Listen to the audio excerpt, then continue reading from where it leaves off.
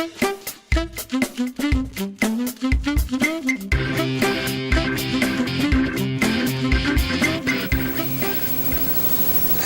I'm Michael Smith for Health Talk. I have a very special show. I have Jeff Dold, and Jeff is, I met him last year for Adult Day Health Center. And the reason I talked to him again this time of year is this is Brain Injury Awareness Month, for one, and but two, with the aging community in this area of Gardnerville, Minden, we have a very important need for your services.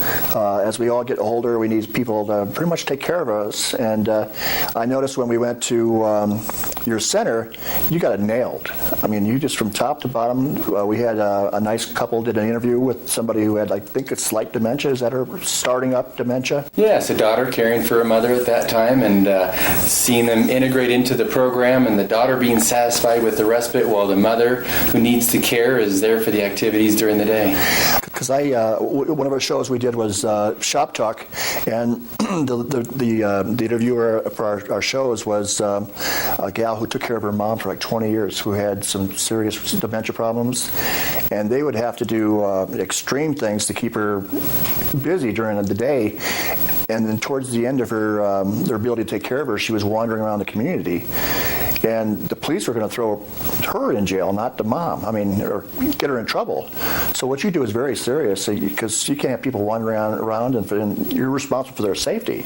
Right. We don't want to be in trouble with the police, but the police are there to protect us. Mm-hmm. So really, the root cause is trying to make sure that they don't hurt themselves because of their lack of cognitive ability. Exactly. So if you have a parent or a loved one that's starting to go in your direction, or is probably already diagnosed, and then, like, say, if it's my mom, I would call you and say, what, for an interview type thing? Right. In fact, we're licensed for anyone that would be considered a dependent adult. There are senior centers that can accept those who drive themselves in or take the bus. That's a separate community. Ours is a smaller world that's more focused on making it safe and secure and comfortable for those that have limited cognitive ability. So, yes, it could be from dementia, Alzheimer's being part of that family of dementias, but also traumatic brain injury, as you mentioned. It's the awareness month. From stroke recovery, similar type of things. Anyone who has that lack of capacity to be alone at home safely, our center is ideal for them. Well, stroke recovery, I didn't know about that area. That's a biggie. It is. There's quite a few with that. In fact, we have a handful at our center, and they have different capacity. They have excellent memory in many cases, but they have other disabilities, whether it's a physical or a verbal, and so we still find ways to integrate them into the program. They find great satisfaction in the program because they're able to help others that may have more difficult disabilities than they do.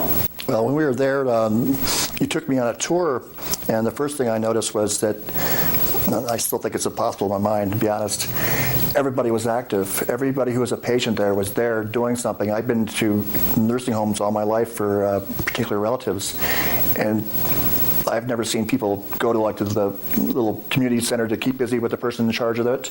Your place, everybody was exercising and doing things. I mean, everybody was 100%. And you had, I don't know, how many people did you have that day? Do you remember? We have about 25 to 30 participants, with a staff of about 5 to 10, depending on the level of care that's needed and the number of participants in the program. But your ideas on exercising was perfect. I mean, this is, I played back the recording, and you were talking about using things for helping your left and right brain activity. Oh yeah, that was the noodle ball. And my little world, I'm thinking, boy, they keep people busy, but everything you have is focused on a particular task to make sure their balance gets improved, besides their memory. That means they might not have to go from a cane to a walker. They can stay on a cane, or maybe not even have a cane if you're working on these processes. Yes, that's our goal, is to enhance what they do have, strengthen them, and prevent them from falling. You reach 80 years old, even over 60 in some of the cases. If they fall, they could fracture a hip, contract pneumonia, and pass in a matter of months. That's not too uncommon. And that's what we try to avoid, is anything that would cause them a reduced quality of life. We do everything we can to and build their higher quality of life. So the programs are focused on, as you mentioned, every hour of the day we keep them busy, but activities without a purpose is a waste of time and life. And so we make sure as we begin an event, and they're not games because they're not children, we call them event or activities. So as we enter their world, we try to make sure we enter it with dignity so that they know, even though their capacity is reduced like a 5 to 7-year-old, we don't treat them like a 5 to 7-year-old. So there's a delicate balance there. Well, I chuckled, but the reason I chuckled is you're so focused is when I remember observing that you really realize that Alzheimer's people are in a different world, and you want to put yourself in their shoes. You really work hard at it. I really am proud of you. I mean, people who are in their world can take care of them better. You do things, you don't argue with the patients, you make sure their hygiene is fine. Everything you do is top to bottom and studied and really laid out right. And we don't argue with them. Yeah, exactly. we and agree. Does this come from the Alzheimer's Association come in and help you with these things? We go to them for coaching in specific circumstances. Alzheimer's Association are experts with this. But there are people like Dr. Steve Rubin, Deborah Fredericks, others that are geriatric psychologists that work with individuals within our program. And when those families come to us or the doctors come to us and say, hey, could you work with this kind of therapy for this kind of person? Not so much therapy, but type of events. And when we do that, it's good for not just that particular client, but it spreads to all the others. A case in point, one of our clients, our participants, had a broken wrist at one point. And so she was supposed to be doing therapy. And she just simply had to go through and touch her index finger to her thumb. And we thought, wow, is that really hard to do? And then we had a few sample participants do that, and they realized it was a challenge. And they're focusing on it. And their brain is now reconnecting with the motion in their body. And when you reconnect the brain activity with the motor skills, it actually reduces the fall risk and increases the functional capability of their bodies.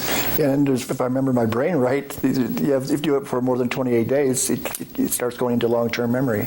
It shifts to the lower brain, reflex action. And so that's why we play noodle ball left-handed. For those who don't know noodle ball, any sport almost that you play outside, whether it's hockey or baseball or basketball or volleyball is a favorite, we have a version that we can play with a oversized balloon like you had with the rubber balloon. Those are fun. And that makes that kettle drum sound, but it gets their adrenaline going. And for a bat, we use a styrofoam wand that comes out of the swimming pool section of the... Those are fun. Safe. Cut them in half, and they're 3 feet long. And so we beat the balloon around, but we're either keeping the balloon off the ground, or we're shooting for the goal, or we're keeping away from the team members, but we're playing it sitting down. And then when we're done playing with it right-handed, we play left-handed because it does work out the shoulders. You're reaching, stretching, and you're moving the neck and the trunk and the body. And sometimes we're kicking it. And then we got a competitive nature. And sometimes it's a little over-exuberant, but most of the time it's within a boundary that's good within their... Anytime we get their adrenaline kicked in, that's an assistance for us to get their bodies to do what they need to get the exercises needed. So we make it fun for them. Well, I think that's probably why you had 100% activity attendance when I was there, because they weren't there because of me, but they were there because they were having fun, and they really were active. This was an exercise routine I saw, and actually I was there about 3 hours, so I saw a lot of people participating. It was because we went to an empty room, and there was nobody in there. Usually you'd think that's where the guys would go in and hide in a big lounge chair. Yeah. There was nobody in there, so I pretty much checked out your place, and one I liked about was the hygiene. 2 was the water, you're making sure people had their fluids. 2, 3, I guess you had lunch catered in. You could have a cold salad, or you could have a hot meal. That's right. So you had the options of everything that would satisfy me as someone wanting to put away my parent going in there, or someone from so many of our war veterans are in need of help right now, that someplace they could go and get back. Yes. So like Maslow points out with his hierarchy of needs, we need to make sure that you're fed and that you're sanitary. We'll call it that for TV's. Well, yeah. And if those 2 needs are met, even grumpy old men aren't so grumpy anymore. And so they can integrate into the program. And then they have respect for each other. Because if I had an accident, you probably wouldn't have the same view of me as you would have otherwise. But if I've got the proper routine down, and I wash before, we can call it brunch at 9 o'clock, lunch at noon, and then dunch between dinner and lunch at 3 o'clock. So we serve brunch, lunch, and dunch every day. And before we do that, we wash up. And so those basic needs are met. And as they are not contagious, they're not spreading fighting germs, they're feeling better about themselves, they treat each other with more courtesy and more kindness. And so the whole program elevates to a better feeling. People come in, and the first thing they say, I like the feeling about this place. And then some of them say, well, isn't there some place where they can rest? Can you take a nap in an easy chair or something? Yeah, we have 7 recliners, but you know what? 90% of the time, they're empty, like you noticed, because we're having fun. And who wants to go down and have a nap if you're having fun doing other things? Exactly. Well, I know from talking to a lot of people, I'm actually promoting your area, by the way. I really am. Thank you. That the biggest problem people have with their parents or relatives that have these challenges is they get stuck sitting in a chair, watching TV, or sleeping in a chair. Then their night is going to bed and their sleep gets all screwed up, and then the whole thing just gets. And well, we're going to take a short break soon. Could you go out and give out your contact information so people could track you down and call you?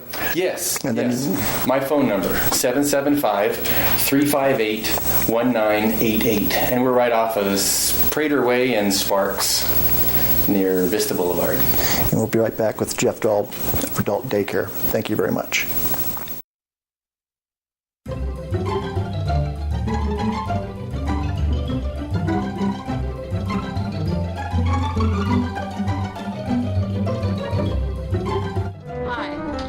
Marjorie Smith. My name is Jim. My name is Debbie. We came to More to Life because we went to 5 different places that offered similar services. And they recommended 3 places. Went to this one first, and this was it. It was the best place for him. We get here, they have music, they have arts and crafts, they have mental games, board games. I was very impressed with what I saw. It's very clean, it's brand new, it's affordable, the prices are right. And the staff here was the friendliest of all 5 places. The place was cleaner than all places we went to. And everybody appeared to be having a great time when we come to visit to check More to Life out. Mom loves it here, and she looks forward to each and every day that we come. In the mornings when she wakes up and we say we're going to More to Life today, she's very excited about that and really looks forward to it. And I really think that it's just the way that they treat her here. People are loving and caring and very respectful and treated with dignity. It's just a wonderful place. Once, actually, she argued she didn't want to go home.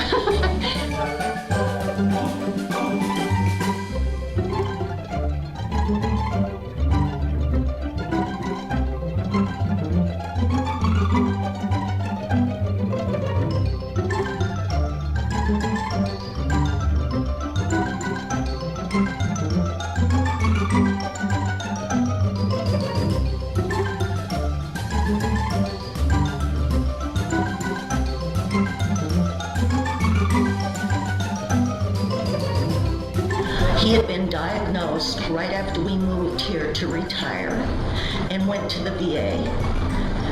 Found out he had Alzheimer's. And the reason I wanted to do this is because she's been living with me now for a year. And I think there was more that she could be doing other than just sitting around reading a book and taking a whole lot of naps. And I just was not comfortable with that, and I knew there was something that she could be doing more than that. This place provides her with a safe place for her to be, as well as the friendly staff, all the different activities that she participates in. One of the amazing things about More to Life is that we can drop Mom off anytime between 8 o'clock in the morning and 5 o'clock in the afternoon, Monday through Saturday.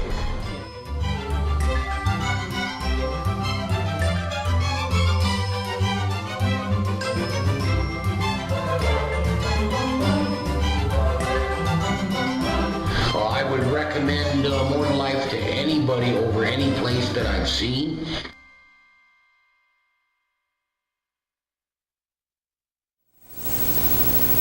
Hi, we're back with Jeff Dold of Adult Daycare, and or I should say More to Life. And our cameraman Justin and the editor of the show said, "What about how do you handle the dignity of being in the situation where it's time to go?" Yeah, how do you join our senior club? Part of it is the verbiage. Men struggle with it the most. I think most of the ladies come in, they say, hey, this is nice. I love having friends. I like meeting people. They're social people. That's just the way it works. Men are from Mars. You've heard that. And we'd rather go back to Mars when our capacity starts diminishing. If we can't hear well, we can't see well, we don't feel comfortable in public. But more so, we don't want to have our friends know that our memory's going. You can go ahead and lose an arm, lose a finger, go blind in an eye, whatever it takes. But don't lose your mind, because then you could lose respect. And I don't know why there's that direct connection there. How do we address the dignity and maintaining dignity? We start at the foundation.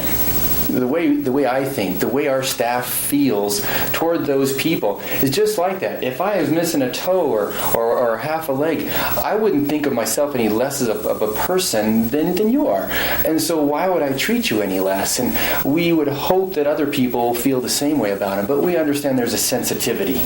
So when they come in, the difficult client, typically a man comes in and says, I don't need no stinking care, and he might give a little attitude. And you can probably hear it in the language. They don't want a place with a care center. They don't want a center. They don't want care. You can tell the verbiage isn't working for them. So we say, how about a club? And they, oh no, there's going to be club. That's like a health club. They're still scared, but a senior club, okay. So maybe there's people like me there, and maybe it could be fun. They may get that connotation. That's the closest we've come. If somebody ever has a better link to getting into a man's mind and helping them have it feel welcome, there was a veterans club up in Minnesota. It was just designed for veterans. Awesome. And that was nice. Guys were welcome. They fit in. They felt like they belonged there, and it was good. And the program was focused on them, for men, by men. And the reason that was good is because so many of the programs are about women put on by women, because they're the ones they're ideal and excellent by nature as caregivers. They're so kind and generous in their thoughts and their affections and the way that they perceive people. So in our program, I'm part of it, so I help develop the men's program. So with the Dignity, we try to help the men feel a sense of purpose as they have in their career path. Everybody loves to have their career path extended. They love to have the opportunity to feel needed. And when there's a chance for someone to say, hey, what you have is what I need. Well, I'm right there. I'm on it. I'm going to bring it to you because that's what I do and that's what I've done. And so we try to find a purpose. So as we interview with the potential participant and their family, we learn the language. Were you a construction worker? Where were you before this life? What did you like? What was your passion? Do you have a dog? Do you have grandkids? All those pet topics that bring you out of your shell. We try to draw those out, and we introduce you as Michael the construction worker, Michael the former hang glider, Michael the one with the white poodle, whatever it is, something that one of our group will have something in common with. Well, I was just going to point out that you said two of those things when I was paying attention to our tour. One was the initial lady who was being interviewed, or her daughter was sharing what the interview we did, and she mentioned that she had to get water as a kid from outside as well, and you're talking about how you thanked her for sharing that with, and how it's brought up to the future day, and you turned history into something that was fun to share, and you kind of brought it up and why is it important. I think it was what you went into. Yeah. Then you did the same thing out with an older man who was talking about the military. I think I was at your place around a military anniversary of some sort. A lot of the guys had something on to promote it. I forget which one it was myself. Memorial Day. And you talked about the history, and thanks for sharing what it means to them. So their point of view mattered. So, well, I guess I'm saying it really fast is your perception of hearing and paying attention is really good. You don't just you listen to what they're saying, because the gal was in an interview, the guy wasn't. You were kind of walking by and he just made a comment of something he was reading, and you listened to it because we were doing something else. And I really respect that, where you can pay attention to so many things at the same time and give a good response that's good for their ego. Because if you would have walked past them, it would have probably hurt his feelings, even though he might not remember it tomorrow. For that day, he's going to remember it. So every hour is important. So I was real proud of you. Well, thanks. I appreciate that. Yeah. It's kind of a culture we try to develop in the community that we have. As small as it is, it's only 4,000 square foot building. It's like the size of maybe an extra large home, but it is a community we try to nurture compassion and caring about the individual and not shrugging them off just because maybe they may not remember what happens the next moment. Exactly, and I wrote some things down about More to Life on your website. You have some transportation goals there that are you able to get people there? We do. That's a biggie. We do. I drive them, a lot of them coming from Spanish Springs, so I drive them in on the way to work and bring them home when I go home. We have 2 other drivers and another vehicle, so we do transportation. But our first goal is to help the existing affordable transportation kick in first, and that's the family helping them get to where they need to be and be part of their lives. We love to see that interaction. Well, second choice would be RTC access, the local. DART would be the So you have it pretty much really mapped out. Yeah. And then we talked earlier about the lunch and snacks. I thought that was awesome. Then memory care, because also if there's potential for people to get better, you're really doing the best you can. And I think that maybe some of these people might not have to be there all the time if they get better. Yeah, and what's interesting is they're not there all the time. We actually have many of our clients attending 2 to 3 days a week. When they're not here at our center, here as if we're at our center, if they're not at our center, they are at home practicing what they learned at our center. We help them with confidence in communicating with others. One in particular, speaks very softly and faces his head down, and he's kind of crunched up in a ball. But when we're done with him, he has a self-confidence. He's lifted up a little bit. He speaks to your face and not to the ground. And so when he goes home, he's trying to practice those skills. So he, in a hope and in a reality, he is becoming a better person and a stronger person by being at our center. And we try to implement that with everyone.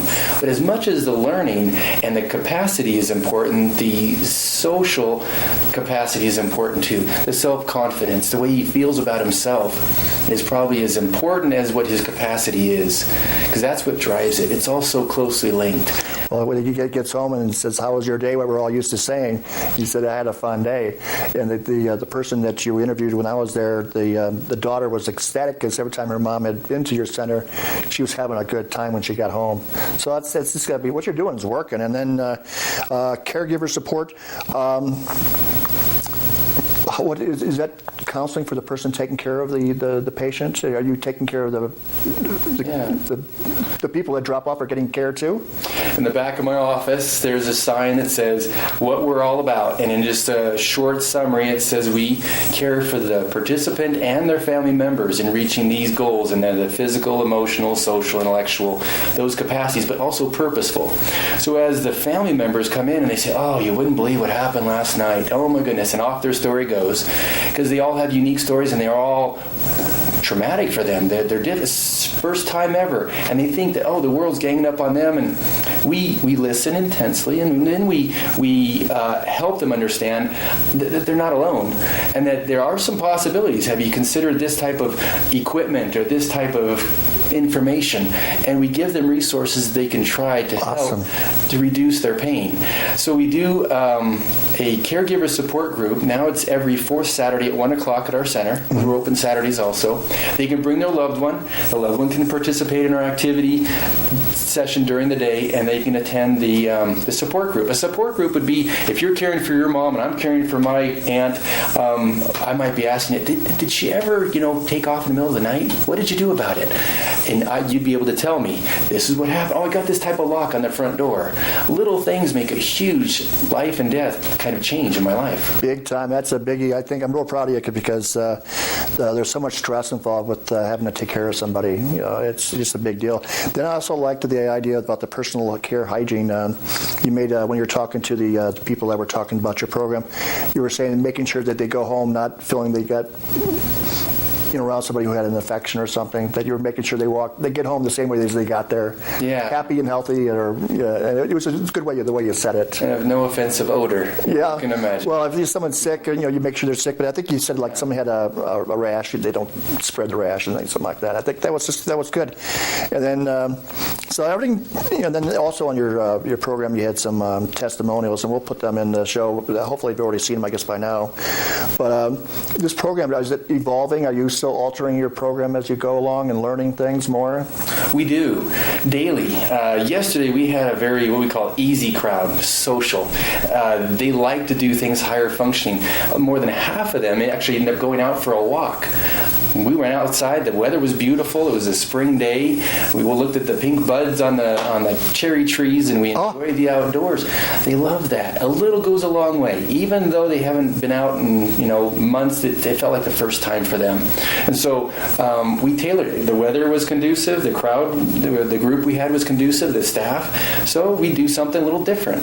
If they were a different group, we may have been sitting inside playing a little more of the fine motor skill events, doing things that were a little more sedate. But yesterday was an outdoor day. We spent a lot of time outdoors. Also, you had something about you had a monthly monitoring of wellness. They come and check. Do you have a nurse come in and she does that for you? Yeah, our nurse takes the vital signs every month, and we trend that. So I can come to you and say, hey, your mom looks like her blood pressure's been up slightly 3 times in a row, 3 months in a row.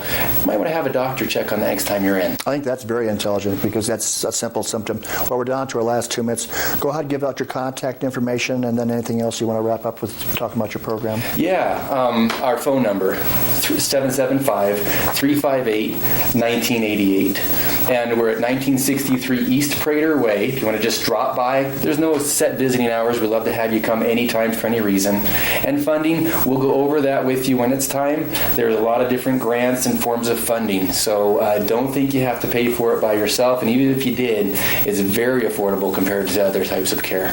Well, I think your program is perfect for many, many regions. And I hope people get in touch with you for helping us all out because you also have traumatic brain injury involvement too, and that brings in my area. And I think it's a big deal with our veterans to give them as much support as possible. Well, thank you for being on Health Talk. Michael. I hope to have you back. So Michael Smith for Health Talk, and really make sure that you monitor your future because this kind of area is something we're all going to, in my little world, my grandma had a stroke and I had a traumatic brain injury within the same couple weeks. So my mom had to take care of us for a lot of years. I got better, my grandma didn't. So just be ready for any changes in your future. So Michael Smith for Health Talk. Thank you very much.